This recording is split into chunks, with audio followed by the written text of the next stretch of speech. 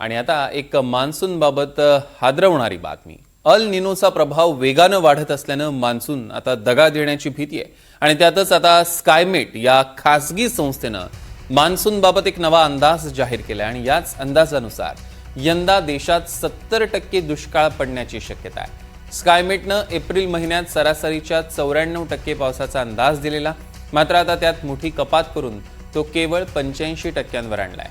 पावसाचा उत्तरार्ध देखील कोरडा जाण्याची शक्यता वर्तवण्यात आलेली आहे। त्यामुळे स्कायमेटच्या नव्या अंदाजाने धाकधूक वाढली आहे। जर दुष्काळ पडला तर धान्य महागणार आहे, भाज्या महागणार आहेत। काय अंदाज आहे बघूया। अल निनोचा प्रभाव वाढल्याने मान्सून दगा देण्याची शक्यता आहे। देशात यंदा 70% दुष्काळ पडण्याचा अंदाज। यंदा देशात सरासरीच्या 85% पाऊस पडण्याची शक्यता आहे। ऑगस्ट आणि सप्टेंबरमध्ये तूट वाढणार आहे। मान्सूनचा उत्तरार्ध कोरडा जाण्याची शक्यता आहे। या संदर्भातले अधिकचे अपडेट्स घेणार आहोत। मोहसिन शेख आपले प्रतिनिधी आपल्यासोबत फोन लाईनवरून जोडले गेलेत। मोहसिन, काय अधिकची माहिती? सौरभ, चिंताजनक बाब ही आहे की आधीच पाऊस नाहीये अल निनोमुळे, आणि हा अल निनो जो आहे तर पावसाळा संपल्यानंतर म्हणजे हिवाळ्यामध्ये 90% अशी शक्यता आहे की तो आणखी मजबूत होण्याची शक्यता आहे। आणि त्यामुळेच चिंता वाढलेली आहे, कारण आपण बघितलं जून मध्ये पाऊस कमी होता, जुलैला काही प्रमाणात पाऊस आला, ऑगस्ट देखील कोरडा जात आहे आणि पुढचा महिना देखील कोरडा जाण्याची शक्यता आहे। आणि त्यामुळे देशात 70% अशी शक्यता वर्तवली जाते की दुष्काळ पडू शकतो।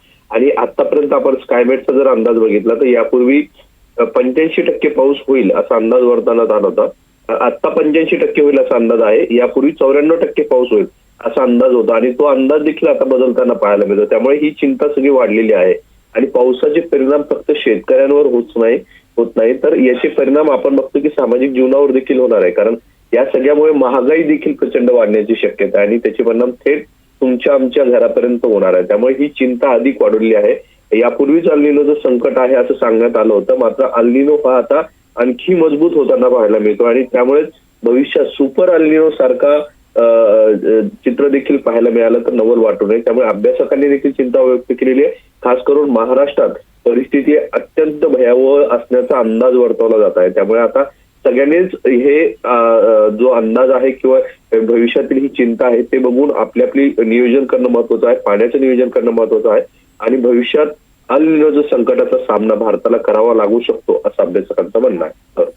निश्चितच मोहसिन, या संदर्भातले अधिकचे अपडेट्स आम्ही तुमच्याकडनं घेणारच आहोत। तुर्तास धन्यवाद।